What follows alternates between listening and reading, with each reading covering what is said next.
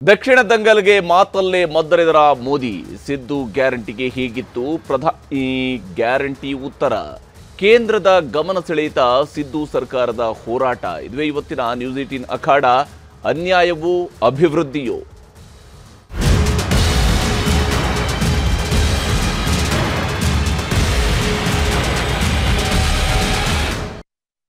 ಈ ಚರ್ಚೆಯಲ್ಲಿ ನಮ್ಮ ಜೊತೆಗೆ ಅತಿಥಿಗಳು ಕೂಡ ಜಾಯ್ನ್ ಆಗಿದ್ದಾರೆ BS ಅರುಣ್ ಅವರ ಜೊತೆಗೆ ಕಾರ್ಯಕ್ರಮದಲ್ಲಿ ಜಾಯ್ನ್ ಆಗಿದ್ದಾರೆ ಹಿರಿಯ ಪತ್ರಕರ್ತರು ಹಾಗೇನೇ ನಮ್ಮ ಜೊತೆಗೆ TB ಜಯಚಂದ್ರ ಅವರು ಜಾಯ್ನ್ ಆಗಿದ್ದಾರೆ ದೆಹಲಿಯಿಂದ ಕರ್ನಾಟಕ ಸರ್ಕಾರದ ದೆಹಲಿ ಪ್ರತಿನಿಧಿ ಮತ್ತು ಭಾರತೀಯ ಜನತಾ ಪಕ್ಷದ ರೈತ ಮೋರ್ಚಾದ ಅಧ್ಯಕ್ಷರು ಹಾಗೂ ಮಾಜಿ ಶಾಸಕರಾಗಿರುವ AS ಪಾಟೀಲ್ ನಡಹಳ್ಳಿ ಅವರು ಕೂಡ ನಮ್ಮ ಜೊತೆಗೆ ಮುಂದಿನ ಹಂತದಲ್ಲಿ ಕಾರ್ಯಕ್ರಮದಲ್ಲಿ ಜಾಯ್ನ್ ಆಗ್ತಾರೆ ನಮ್ಮ ಅತಿಥಿಗಳ ಜೊತೆಗಿನ ಚರ್ಚೆಯನ್ನು ಆರಂಭಿಸೋದಕ್ಕಿಂತ ಮುಂಚಿತವಾಗಿ ಒಂದು ವರದಿಯನ್ನು ನಿಮಗೆ ತೋರಿಸ್ತೀನಿ ಯಾವ ಸ್ವರೂಪದಲ್ಲಿ ಸಿದ್ದರಾಮಯ್ಯನವರ ನೇತೃತ್ವದಲ್ಲಿ ಇವತ್ತು ದೆಹಲಿಯಲ್ಲಿ ಹೋರಾಟ ನಡೆದಿದೆ ಹಾಗೆಯೇ ಪ್ರಧಾನಿ ಮೋದಿ ಅವರು ಯಾವ ಸ್ವರೂಪದ ಕೌಂಟರ್ ಅನ್ನ ಕಾಂಗ್ರೆಸ್ಗೆ ಕೊಟ್ಟಿದ್ದಾರೆ ಅನ್ನುವಂಥದ್ದನ್ನ ನಿಮಗೆ ಈ ವರದಿಯ ಮೂಲಕ ತೋರಿಸ್ತೀನಿ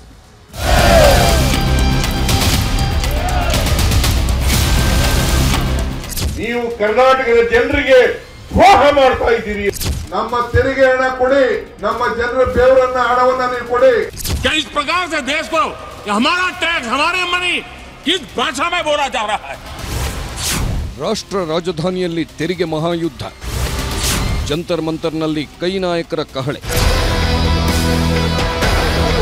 ಕೇಂದ್ರ ಬಜೆಟ್ ಬಳಿಕ ಆರಂಭವಾಗಿರೋ ಕೇಂದ್ರ ವರ್ಸಸ್ ರಾಜ್ಯದ ನಡುವಿನ ಬೆಂಕಿ ಬಿರುಗಾಳಿ ಕ್ಷಣ ಕ್ಷಣಕ್ಕೂ ಉಗ್ರ ಸ್ವರೂಪ ಪಡೆಯುತ್ತಿದೆ ಅನುದಾನ ವಿಚಾರದಲ್ಲಿ ಸಂಸದ DK ಸುರೇಶ್ ಸ್ಫೋಟಿಸಿದ ವಿಭಜನೆ ಬಾಂಬ್ ತೆರಿಗೆ ಹೋರಾಟದ ಸ್ವರೂಪ ಪಡೆದುಕೊಂಡು ಬಿಟ್ಟಿದೆ ಹೀಗಾಗಿ ನಮ್ಮ ತೆರಿಗೆ ನಮ್ಮ ಹಕ್ಕು ಹೆಸರಲ್ಲಿ ದೆಹಲಿ ಯಾತ್ರೆ ಕೈಗೊಂಡಿದ್ದ CM DCM ನೇತೃತ್ವದ ಕಾಂಗ್ರೆಸ್ನ ಸಚಿವರು ಶಾಸಕರು ಎಂಪಿಗಳು ಪರಿಷತ್ ಸದಸ್ಯರು ಜಂತರ್ ಮಂತರ್ನಲ್ಲಿ ಕುಳಿತು ತಮ್ಮ ಪಾಲಿನ 1.87 ಲಕ್ಷ ಕೋಟಿ ರೂಪಾಯಿ ಅನುದಾನ ರಿಲೀಸ್ ಮಾಡುವಂತೆ ಒಕ್ಕೊರಲಿನಿಂದ ಆಗ್ರಹಿಸಿದ್ರು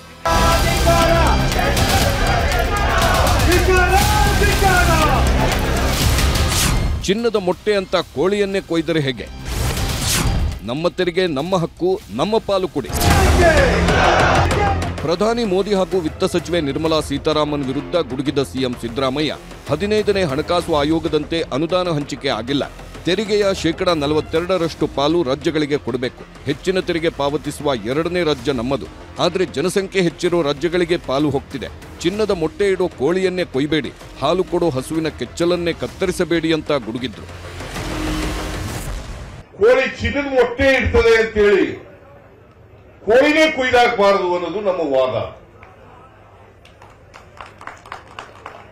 ಹಾಲು ಕರೀತದೆ ಅಂತ ಹೆಸರು ಹಾಲು ಹೆಚ್ಚು ಕರೀತದೆ ಅಂತೇಳಿ ಹಸು ಕೆಚ್ಚಲೇ ಕುಯ್ಬೇಡಿ ಅಂತಕ್ಕಂಥದ್ದು ನಮ್ಮ ವಾದ ಕಾರ್ಪೊರೇಟ್ ಟ್ಯಾಕ್ಸ್ ಇರ್ಬೋದು ಕಸ್ಟಮ್ಸ್ ಡ್ಯೂಟಿ ಇರ್ಬೋದು ಸೆಸ್ ಸರ್ಚಾರ್ಜ್ ಇರ್ಬೋದು ಇವೆಲ್ಲವುಗಳಲ್ಲಿ ಕೂಡ we are number 2 Karnataka is number 2 as far as the tax collection is concerned.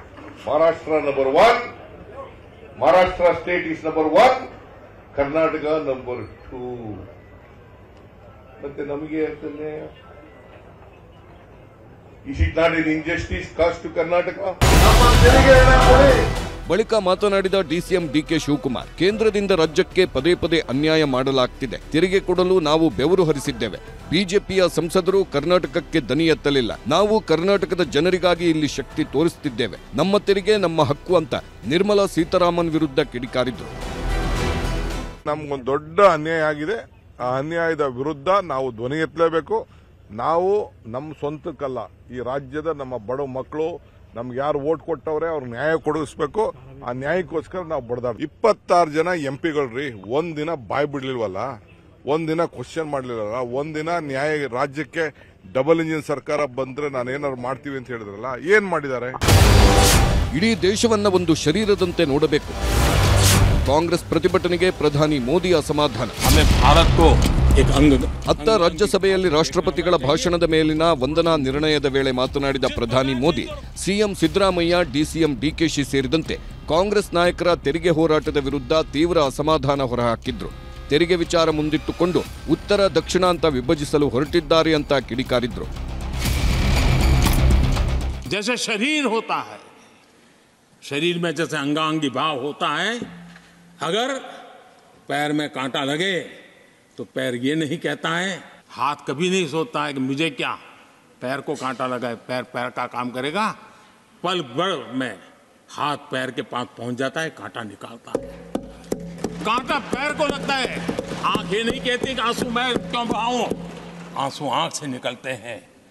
Hindustan के किसी भी कोने में दर्द हो तो पीड़ा सबको होनी चाहिए। हमें भारत को एक अंगांगी भाव से देखना होना चाहिए, उसको टुकड़ों में नहीं देखना चाहिए। देश को तोड़ने के लिए, राजनीतिक स्वार्थ के लिए नए नैरेटिव गढ़े जा रहे हैं। एक पूरी सरकार मैदान में उतर करके उन भाषा गढ़ रही है। इससे बड़ा देश का दुर्भाग्य क्या हो सकता है? ಕಾಂಗ್ರೆಸ್ ನಾಯಕರ ದೆಹಲಿ ಪ್ರತಿಭಟನೆ ವಿರುದ್ಧ ಇತ್ತ ರಾಜ್ಯದಲ್ಲೂ ಬಿಜೆಪಿ ಭಾರೀ ಹೋರಾಟ ನಡೆಸಿದೆ. ವಿಧಾನಸೌಧದ ಗಾಂಧಿ ಪ್ರತಿಮೆ ಎದುರು ಮೌನ ಪ್ರತಿಭಟನೆ ನಡೆಸಿ ವಿಧಾನಸೌಧಕ್ಕೆ ಬೀಗ ಹಾಕೋ ಪ್ರಯತ್ನ ಕೂಡ ಮಾಡಿದೆ. ಒಟ್ಟಾರೆ ಲೋಕಸಭೆ ಚುನಾವಣೆ ಕೂಡ ಸಮೀಪಿಸುತ್ತಿದ್ದು ಕಾಂಗ್ರೆಸ್ ಬಿಜೆಪಿ ಪರಸ್ಪರ ಹೋರಾಟ ತೀವ್ರಗೊಳಿಸಿದ್ದು ಚುನಾವಣೆ ಮೇಲೆ ಯಾವ ಪರಿಣಾಮ ಬೀರುತ್ತೋ ಕಾದು ನೋಡಬೇಕು. Bureau report, news 18. ಹೀಗೆ ಒಂದು ಕಡೆಯಲ್ಲಿ ಕರ್ನಾಟಕದ ಪರವಾಗಿ ಕರ್ನಾಟಕ ಸರ್ಕಾರದ ಪ್ರತಿನಿಧಿಗಳಾಗಿ ಮುಖ್ಯಮಂತ್ರಿ ಸಿದ್ದರಾಮಯ್ಯ, ಉಪಮುಖ್ಯಮಂತ್ರಿಗಳು, ಸರ್ಕಾರದ ಸಚಿವರುಗಳು, ಶಾಸಕರು, ಕಾಂಗ್ರೆಸ್ನ ಶಾಸಕರೆಲ್ಲರೂ ಸೇರಿಕೊಂಡು ಸಂಸದರು ಹಾಗೂ ಕಾಂಗ್ರೆಸ್ನ ವಿಧಾನ ಪರಿಷತ್ ಸದಸ್ಯರು ಇವರೆಲ್ಲರೂ ಸೇರಿಕೊಂಡು ಈ ಪ್ರತಿಭಟನೆಯಲ್ಲಿ ಭಾಗಿಯಾಗಿದ್ದರು. ಅತ್ತ ಪ್ರಧಾನಿ ಮೋದಿಯವರು ಕೂಡ ಬಹಳಷ್ಟು ವಾಗ್ಬಾಣಗಳನ್ನು ಪ್ರಯೋಗ ಮಾಡಿದ್ದಾರೆ. ಯಾವ ಸ್ವರೂಪದಲ್ಲಿ ದೇಶವನ್ನು ವಿಭಜಿಸುವಂತಹ ಕೆಲಸವನ್ನು ಮಾಡ್ತಾ ಇದ್ದಾರೆ ಅನ್ನುವಂತಹ ಆರೋಪವನ್ನು ಕೂಡ ಕಾಂಗ್ರೆಸ್ ವಿರುದ್ಧ ಮಾಡಿದ್ದಾರೆ. ನಾವು ಚರ್ಚೆಯನ್ನು ಆರಂಭಿಸೋಣ. ನಾನು ಮೊದಲಿಗೆ ಜಯಚಂದ್ರ ಅವರ ಮೂಲಕವಾಗಿ ಮಾತನ್ನು ಆರಂಭಿಸ್ತೀನಿ. ಜಯಚಂದ್ರ ಅವರೇ, ದೆಹಲಿಯಲ್ಲಿ ಪ್ರತಿಭಟನೆಯನ್ನು ನಡೆಸಿದ್ರಿ. ಅಂದರೆ ಈ ಪ್ರತಿಭಟನೆ ಒಂದು ಸಂಕೇತಕ್ಕಷ್ಟೇ ಸೀಮಿತವಾಗೋದಕ್ಕೆ ಬೇಕಾಗಿ ನೀವು ದೆಹಲಿಯವರೆಗೆ ಹೋಗಬೇಕಾಯ್ತಾ? ಎಲ್ಲರೂ ಹೋಗಿ ದೆಹಲಿಯಲ್ಲಿ ಹೋಗಿ ಪ್ರತಿಭಟನೆ ಮಾಡಿದ್ವಿ ಅನ್ನುವಂಥದ್ದಕ್ಕಾಗಿ ಹೋದ್ರ? ಯಾವ ಸ್ವರೂಪದಲ್ಲಿ ರಾಜಕೀಯವಾಗಿ, ರಾಜತಾಂತ್ರಿಕವಾಗಿ ಯಾವ ಸ್ವರೂಪದಲ್ಲಿ ಕೇಂದ್ರದಿಂದ ನಮಗೆ ಬೇಕಾದಂತಹ, ನಮಗೆ ಆಗಿರುವಂತಹ ಅನ್ಯಾಯವನ್ನು ಸರಿಪಡಿಸಿಕೊಳ್ಳೋದಕ್ಕೆ ಬೇರೆ ಮಾರ್ಗಗಳು ಇಲ್ವಾ ಜಯಚಂದ್ರ ಅವರೇ?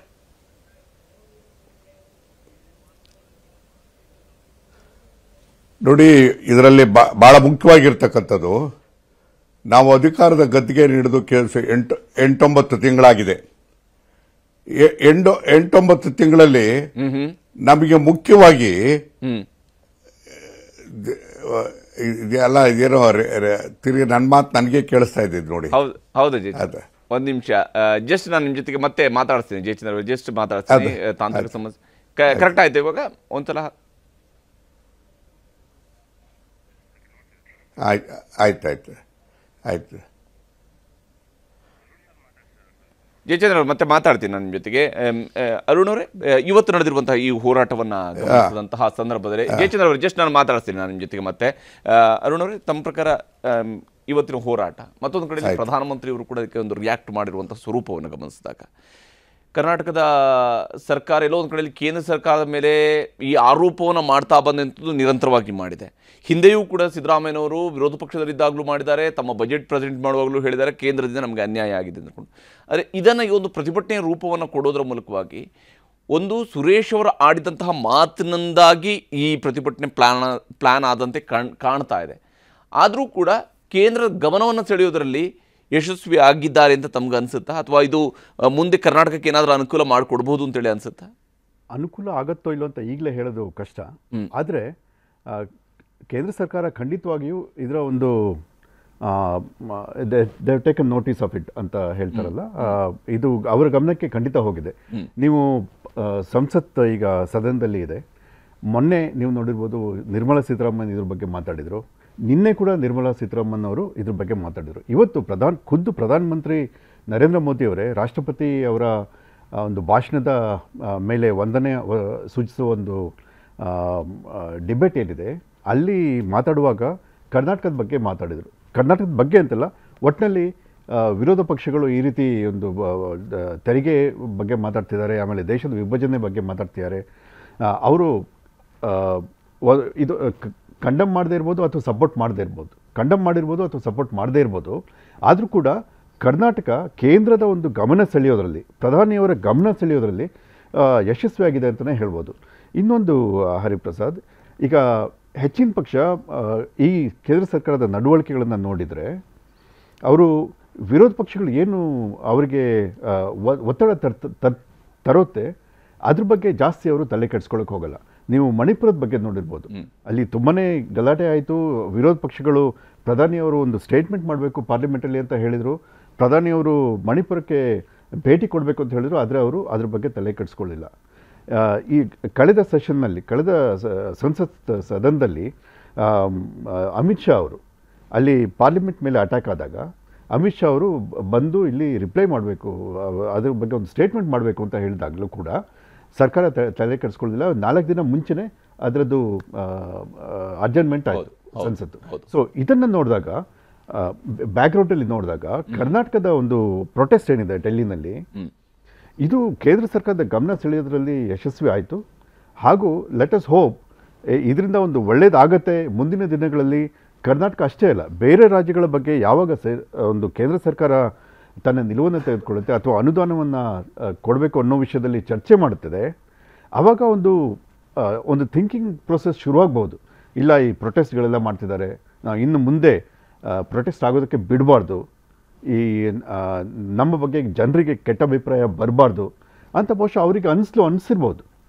ಹಾಗಾಗಿ ಮುಂದೆ ಏನೇನು ಈ ಫೈನಾನ್ಸ್ ಕಮಿಷನ್ದು ಡೆವಲ್ಯೂಷನ್ ಫಾರ್ಮುಲಾ ಏನಿರ್ಬೋದು, ಅಥವಾ ಬೇರೆ ಬೇರೆ ಸೆಂಟ್ರಲ್ ಗ್ರಾಂಟಿಂಗ್ ಏಡ್ ಇರ್ಬೋದು, ಅಥವಾ ಈಗ ಬರ ಪರಿಹಾರ ನಿಧಿ ಇರ್ಬೋದು, ಇದೆಲ್ಲದ್ರ ಬಗ್ಗೆ ಕೇಂದ್ರ ಸರ್ಕಾರ ಒಂದು ತನ್ನ ನಿಲುವನ್ನು ಪ್ರಕಟಿಸುವಾಗ ಅಥವಾ ಬೇರೆ ಬೇರೆ ರಾಜ್ಯಗಳಿಗೆ ಅನುದಾನವನ್ನು ಕೊಡುವಾಗ ಈ ರೀತಿ ಒಂದು ರಾಜ್ಯಗಳ ಪ್ರೊಟೆಸ್ಟ್ ಏನಿದೆ ಅದು ತಲೆಯಲ್ಲಿ ಹೋಗ್ಬಿಟ್ಟು ಬಹುಶಃ ರಾಜ್ಯಗಳಿಗೆ ಒಳ್ಳೇದಾದರೂ ಆಗ್ಬೋದು ಅಂತ ನನಗನ್ಸುತ್ತೆ.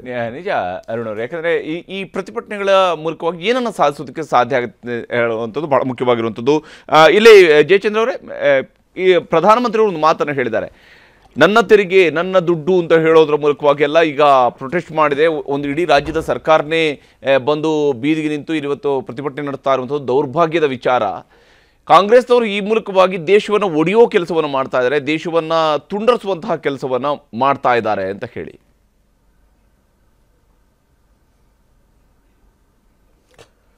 ಇದು ಜನರನ್ನ 8 ತಿಂಗಳ ಹಿಂದೆ ಜನರಿಂದ ಮ್ಯಾಂಡೇಟನ್ನು ಪಡೆದು ಇವತ್ತು ಎಲ್ಲ ಪ್ರತಿನಿಧಿಗಳು ಕೂಡ ಬಂದು ಜಂತರ್ ಮಂತರಲ್ಲಿ ಇವತ್ತು ಪ್ರತಿಭಟನೆ ಮಾಡ್ತಾ ಇರತಕ್ಕಂಥದ್ದು ಇದು ವಿಶೇಷವಾದಂಥ ಸಂದರ್ಭ. ಇದು ರಾಜಕೀಯ ಕಾರಣಕ್ಕೋಸ್ಕರ ಮಾಡಿರ್ತಕ್ಕಂಥದ್ದಲ್ಲ. ಇವತ್ತು ನಾವು ಏಕಪಕ್ಷೀಯವಾಗಿ ನಾವು ಎಲ್ಲ ಬಿಜೆಪಿ ಮತ್ತು ಜೆಡಿಎಸ್ನ ಎಲ್ಲ ಸದಸ್ಯರಿಗೂ ಕೂಡ ಜೊತೆಗೂಡಿ ಬರಬೇಕು, ಈ ನಮಗಾಗಿರ್ತಕ್ಕಂಥ ಅನ್ಯಾಯವನ್ನು ಸರಿಪಡಿಸೋದಕ್ಕೆ ಬರಬೇಕು ಅಂತ ಹೇಳಿ ಮನವಿ ಮಾಡಿ ನಾವು ಪಕ್ಷಾತೀತವಾಗಿ ನಾವು ಇವತ್ತು ಬಂದಿರತಕ್ಕಂಥದ್ದು. ಇದು ಒಂದು ಪ್ರಧಾನಮಂತ್ರಿಗಳು ಏನೇ ಹೇಳಲಿ ಏನೇ ಆಗಲಿ, ಆದರೆ ಒಂದೊಂದು ವಾಸ್ತವಿಕವಾಗಿರ್ತಕ್ಕಂಥ ಸಂಗತಿಯನ್ನು ಅರ್ಥ ಮಾಡ್ಕೋಬೇಕಾಗ್ತದೆ. ಏನಂದ್ರೆ ನಮಗೆ ಇವತ್ತು ಯಾವುದೇ ವಿಚಾರದಲ್ಲಿ ನಮಗೆ ಅನುಮಾನ ಬರೋಕ್ಕೆ ಕಾರಣ ಆಗಿದ್ದು ಅಂತಂದ್ರೆ, ಇಡೀ ರಾಜ್ಯ ಇವತ್ತು ಬರದಲ್ಲಿ ತುಂಬಿ ಹೋಗಿದೆ. ಈ ಸುಮಾರು 236 ತಾಲೂಕುಗಳಲ್ಲಿ 223 ತಾಲೂಕುಗಳಲ್ಲಿ ಇವತ್ತು ಬರ ತಾಂಡವಾಡ್ತಾ ಇದೆ.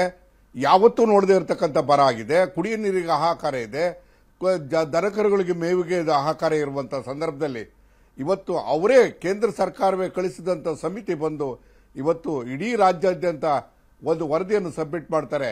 ಎಷ್ಟು ಅಂತ ಹೇಳಿದ್ರೆ 38,000 ಕೋಟಿ ಹಣದ ರೂಪದಲ್ಲಿ ಇವತ್ತು ನಷ್ಟ ಆಗಿದೆ. ಅವರಿಗೆ ಸುಮಾರು 18,000 ಕೋಟಿಗೂ ಹೆಚ್ಚು ಹಣವನ್ನು ಬಿಡುಗಡೆ ಮಾಡಬೇಕು ಅಂತಕ್ಕಂಥ ಶಿಫಾರಸು ಮಾಡಿದ್ದಾರೆ. ಆ ಶಿಫಾರಸು ಎಲ್ಲ ಒಂದು ಕಡೆಗೆ ಅದಕ್ಕೆ ಅಧ್ಯಕ್ಷ ಆಗಿರ್ತಕ್ಕಂಥ ಹೋಮ್ ಮಿನಿಸ್ಟರ್ ಅಧ್ಯಕ್ಷದಲ್ಲಿರ್ತಕ್ಕಂಥ ಆ ಸಮಿತಿ ಇದುವರೆಗಾಗಿ ಒಂದು ಮೀಟಿಂಗ್ ಮಾಡಲಿಲ್ಲ, ನಿರ್ಣಯ ಮಾಡಲಿಲ್ಲ ಅಂತ ಹೇಳಿದ್ರೆ ಇದು ನಿರ್ಲಕ್ಷ್ಯ ಅಲ್ವೇ? ಅಥವಾ ಇದು ಉದ್ದೇಶವಾಗಿ ಹಣ ಕೊಡಬಾರ್ದು ಅಂತಕ್ಕಂಥ ಉದ್ದೇಶ ಇದೆಯಾ? ಹಾಗಾಗಿ ನಾವು ರಾಜ್ಯದಲ್ಲಿ ಏನು ಮಾಡಬೇಕು, ನಮ್ಮ ಪಾಲಿನ ಏನಾಗಿತ್ತು SDRF ಅಲ್ಲಿ ಬರ್ತಕ್ಕಂಥ ಹಣ ನಾವು ಇದುವರೆಗೆ ಸುಮಾರು 950 ಕೋಟಿ 575 ಕೋಟಿಯಷ್ಟನ್ನ 30 ಲಕ್ಷ ರೈತರಿಗೆ 2,000 ರೂಪಾಯಿನಿಂದ ಬಿಡುಗಡೆ ಮಾಡೋದ್ರ ಜೊತೆಗೆ ಕುಡಿಯ ನೀರು, ಮೇವು ಇವೆಲ್ಲದಕ್ಕೂ ಕೂಡ ಸುಮಾರು 395 ಕೋಟಿ ರೂಪಾಯಿನ ಬಿಡುಗಡೆ ಮಾಡುವಂಥ ಕೆಲಸವನ್ನು ಮಾಡಿದೆ.